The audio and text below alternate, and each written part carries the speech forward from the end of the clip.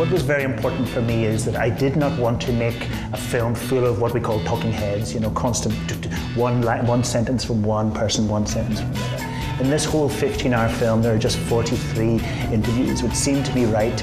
I wanted it to breathe and leave a bit of space, and then another person came along.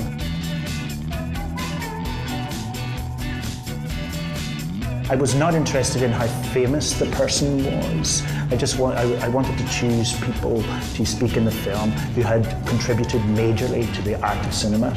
There are some very famous people in it. Amitabh Bachchan, probably the most famous movie star in India. I needed to interview people like Stanley Donen, who made Singing in the Rain and those classic American movies. I needed to interview Kyoko Kagawa, who was in The Great Tokyo Story and 5 Kurosawa films. The problem there is these people have been interviewed a million times in their lives and they do not want to do it anymore. They are sick of being interviewed. So my technique was to write a detailed letter to them, which showed that I knew their work well. I would have watched every one of their films and then try to convince them that the story of film would be something that would last a while and would be of really educational value, and people from many different generations would see it.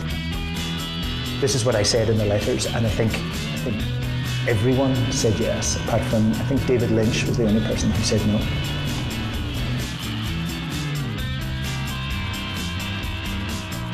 There are great filmmakers from the past who are dead that I would love to have interviewed. Murnau, the great German director, Alfred Hitchcock. Ozu, probably my favorite director. Hong Kong filmmaker whose work I like very much, Cecile Tang, you know, who made The Arch, I think one of the greatest Hong Kong films. She lives in Los Angeles now. She doesn't do interviews anymore. There's an American film called The Apartment, directed by Billy Wilder. It's a wonderful, bittersweet comedy romance. I love that. I absolutely love a Japanese film called The Insect Woman by Imamura Shohei. I love it because it's about this woman who just keeps on going. She battles through no matter what life throws at her. There's a brilliant British film called Distant Voices, Still Lives by Terence Davis. He had a sad childhood and he recreates that childhood with such extraordinary, beautiful visuals, the camera drifting like a piece of opera or something. I'm going to choose a Hong Kong film now, a very famous one, Wong Kar-wai, In the Mood for Love. What I love about that is the sensuality of it. Of all the cinema in the world, Hong Kong films are the best at the human body.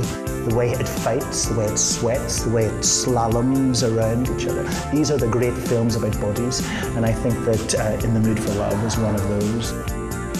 And I would choose Iranian film by a great woman director called Farouk Farrokhzad. It's called The House is Black and it was made in the 60s. It's a masterpiece, a sort of poetic documentary about people with leprosy, but full of the joy of cinema. What's particularly interesting in there is every country in the world, the first filmmakers were men, but the first great filmmaker in Iran was a woman. I think more than any European filmmaker, Ingmar Bergman proved that cinema was art, as simple as that. He's made so many masterpieces, often about psychology, often about what you could call the death of God, often quite tragic pictures. My favourite is the most visually beautiful Bergman picture. It's called Cries and Whispers. I saw it when I was young and I remember more than anything, more than its story, I remember the red walls and the white dresses of the women.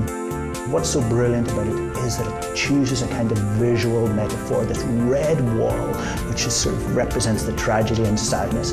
It's visually as great as the paintings of Rembrandt or something. And there's one other thing I remember about it, the blue, blue, blue of Liv Ullmann's eyes.